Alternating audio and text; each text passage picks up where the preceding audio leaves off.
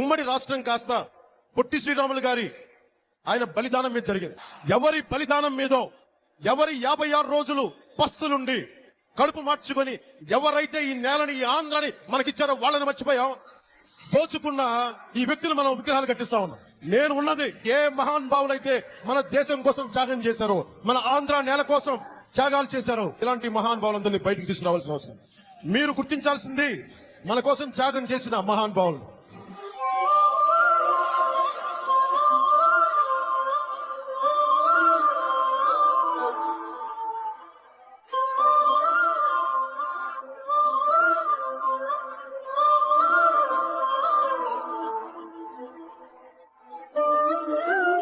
అడుగుల విగ్రహాన్ని అమరావతి నడిబొడ్డున ప్రతిష్ఠించినందుకు ఒక్కసారి ఏరియల్ వ్యూ చూస్తా ఉంటే చాలా చాలా ఆనందంగా, చాలా చాలా గర్వంగా అనిపించింది.